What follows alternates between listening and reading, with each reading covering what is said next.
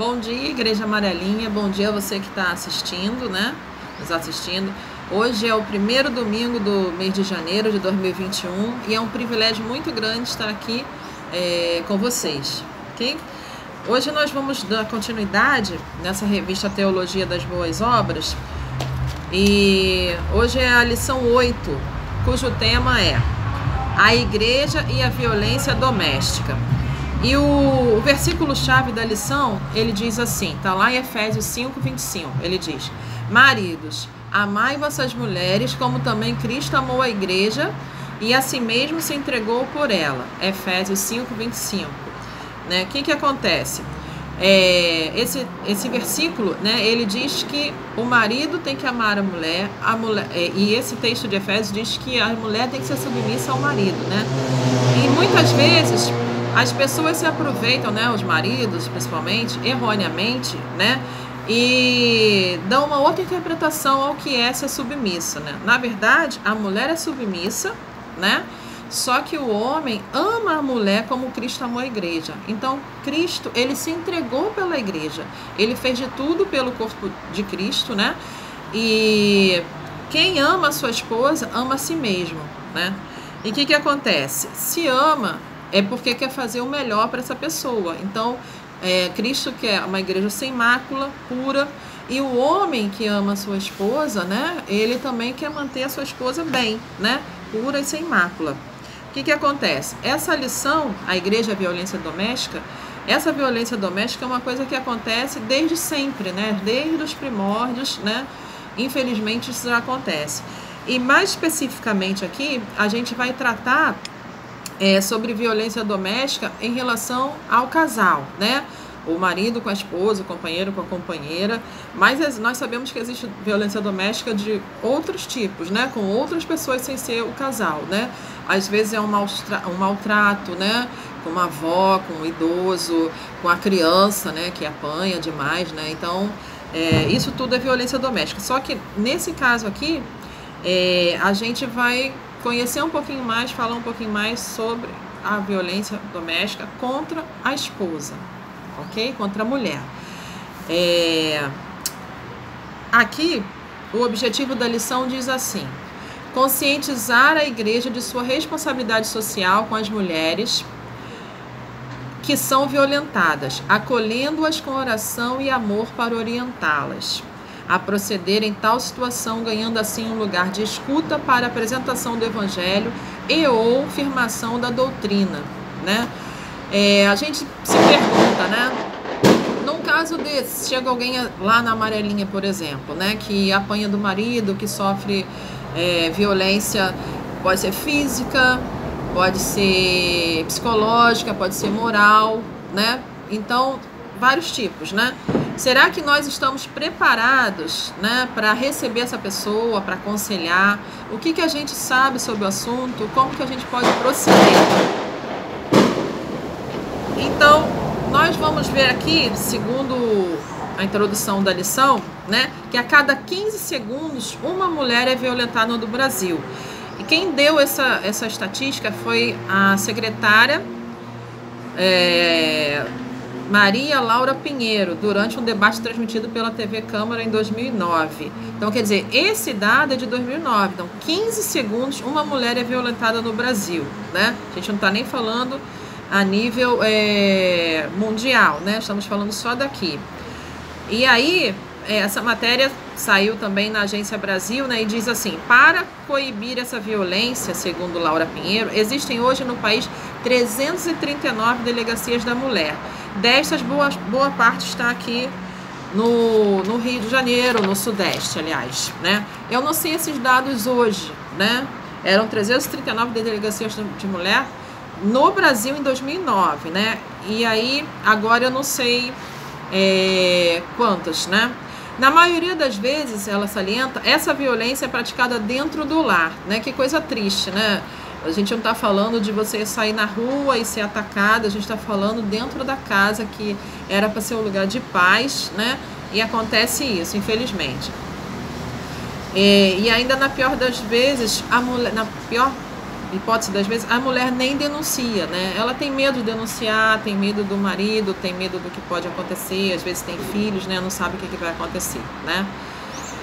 E aí, que essa lição está propondo? Que a igreja seja um agente de transformação que vai ajudar, nesses casos, né? Ajudar na sociedade, né? A igreja, ela não pode ser uma igreja estática, né? Ela tem que se movimentar, ela tem que se atualizar, ela tem que tentar entender o outro, né? Então, aqui no tópico 1, né? O autor está falando sobre a Lei Maria da Penha, né? E ela serve para a gente orientar essa pessoa a procurar seus direitos, né? Eu sei que é muito difícil, né? Eu conheci uma pessoa que o marido dela batia nela, né? O ex-marido.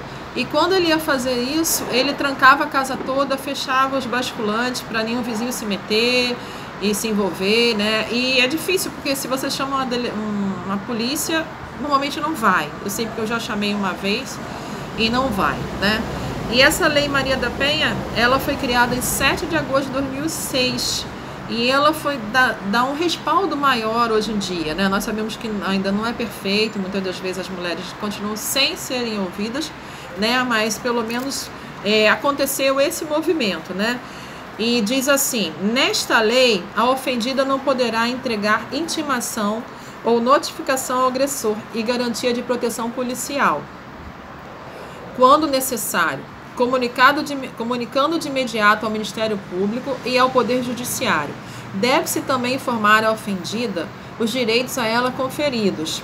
O pedido da ofendida deverá conter qualificação da ofendida e do agressor, nome, idade de dependente, descrição sucinta do fato, para que sejam tomadas medidas protetivas. Então, quer dizer, ela vai apresentar esses documentos, né, mas diretamente ao Ministério Público ou ao Poder Judiciário. Ela não vai tentar lidar direto com o agressor, né, no caso o marido, até porque normalmente ela não vai ter como fazer isso, né, como a gente já viu. Então, a gente precisa conhecer um pouco mais sobre isso, né, de repente chamar até uma pessoa que entende mais sobre o assunto, né, advogado e tal, e policial, para falar sobre a Lei Maria da Penha, né, como que a gente pode orientar alguém a buscar esse seu direito, né, para que possa ser resolvida a situação. E aí, no tópico 2, diz assim: a contribuição eclesiástica para melhorar, ou seja, a contribuição da igreja. A gente já falou aqui que a gente pode aconselhar, né? Muito se fala sobre isso, mas pouco é feito, né? E aí, tem vários programas, né, de assistência à mulher, né, que é agredida, né? E tem vários meios da igreja poder ajudar, né? Não precisa ser só o pastor ou o líder da igreja, né, aconselhando e ouvindo essa pessoa, né? Primeiro que já é difícil essa pessoa falar sobre o assunto, né? Mas pode ser uma líder, né, das mulheres, no caso a líder da União Feminina, pode ser uma amiga mais próxima, né? Pode ser um oficial, né? E acredito que, sendo mulher, ela de repente tem mais vontade de falar com outra mulher, né? De se abrir para outra mulher. E aí, aqui fala assim: no âmbito familiar e dentro do seu próprio lar é onde a mulher fica mais exposta a ser violentada, seja de forma física, sexual, moral, patrimonial ou psicológica. É nesse contexto que a igreja pode desenvolver um papel importantíssimo e ganhar esta mulher para Cristo, ou fortalecer a irmã, membro da igreja que vive esta triste realidade, né? A gente não está falando aqui, né, de um homem que bate, que agride a mulher. Com certeza não é um homem convertido, né? Então, além de aconselhar essa mulher, a gente vai orar, né? Vai fazer uma corrente de oração, vai fazer uma batalha de oração mesmo por esse caso, porque nós sabemos que são coisas difíceis e o diabo se aproveita, né, do ser humano com a maldade dele, e essas coisas acontecem, né? E aí a gente pode criar um programa assim de atenção a essa mulher vítima, né? Nós podemos ver profissionais na igreja que entendam mais desse assunto, né? Que possam pegar essa luta junto com essa pessoa, né? E aqui nós temos várias formas, né? O autor da lição, ele enumera aqui várias formas, vários jeitos da gente poder ajudar essa vítima, essa pessoa que está passando por isso. Ele bota aqui: aconselhamento bíblico e a oração com pessoas maduras na área, preservando sempre a integridade e as informações da aconselhada. Por que pessoa madura? Porque não pode ser uma coisa que vai virar uma fofoca, que vai gerar uma fofoca e dar mais constrangimento ainda para aquela pessoa que resolveu contar o problema dela, né? Imagina, aquela pessoa está chegando à igreja naquela época, e aí ela expõe, né? Dificilmente, mas expõe o problema dela, e aquilo vira uma fofoca. Então a gente não deve saber do assunto só para poder virar uma fofoca, mas para batalhar com a pessoa. Então tem que ser pessoas maduras que vão chegar junto, né? Orientação com palestras, fóruns, seminários sobre o tema na sociedade em que ela esteja inserida, encaminhar, se necessário, ao psicólogo, a um advogado, a assistente social ou a defensoria pública, oferecer apoio em caso de procura e encaminhar ao CIAM, Centro Integrado de Atendimento à Mulher, ou a órgãos especializados. No estado do Rio de Janeiro existem 24 CIAMs, 9 delegacias de atendimento à mulher, DEAMs, 4 casas de abrigo e primeiro núcleo de atendimento à mulher, no DEM. Isso aqui realmente eu não pesquisei para ver se mudou alguma coisa aqui, se fechou algum desses núcleos, se fechou, se abriu mais delegacia, né? Acredito que sim, porque a coisa foi crescendo, né? E nessa área foram desenvolvidas mais coisas, né? Então aqui tem várias formas, vários meios, né, que a igreja pode se empenhar para ajudar essa vítima de agressão, seja essa agressão de qual for. No tópico 3, que é acolhendo para aconselhar, o autor fala sobre um outro autor, né? Ele cita um outro autor chamado Norberto Kepp, que diz: a sociedade foi organizada pouco a pouco de uma maneira machista, na qual os valores femininos foram completamente abafados, né? A gente está falando aqui, ele está falando aqui da mulher como representação do belo, né? O papel da mulher na sociedade, né? Desde sempre, se você pegar e ver documentários ou livros, ou ler livros, ou séries, ver séries épicas, né? De época, você vai ver que a mulher era só treinada para se casar, né? Ela não podia fazer nada, né? Não podia estudar, trabalhar muito menos, então ela era mal vista, né? Ela era propriedade do marido, e ela foi criada para bordar, né? Para fazer um crochê, para tocar piano nessa época. E o papel dela era ser submissa ao marido, se casar, procriar, enfim. E aqui ele está falando assim, que a sociedade é machista, e realmente é machista. Foram sendo quebrados vários conceitos, várias coisas, né, para chegar ao ponto que chegou. É pena que muita coisa degringolou no meio do caminho, né? O feminismo que a gente vê hoje não é o que a gente gostaria que fosse, não é bem assim a coisa, né? Não é bíblico do jeito que é tratado hoje, né? Mas a mulher ela era criada, tratada com desdém, né? Como fala aqui na lição. E aí o autor diz assim: é preciso criar um ambiente de escuta para esta mulher, acolhê-la, abraçá-la e então aconselhá-la. Ora, se essa mulher chega lá na igreja e ela não se sente bem acolhida, ela não vai ficar lá, ela não vai contar o seu problema, ela não vai buscar ajuda lá, né? Ela de repente vai buscar com outras amizades ou com outras pessoas. Então, a igreja, ela tem que ser esse ambiente acolhedor, né? Que a pessoa vai buscar instrução, ela vai buscar ajuda mútua, né? Ela vai buscar uma orientação, porque ela está desesperada, né? E com certeza é uma situação muito desesperadora, né? Porque às vezes ela não vê uma luz no fim do túnel, né?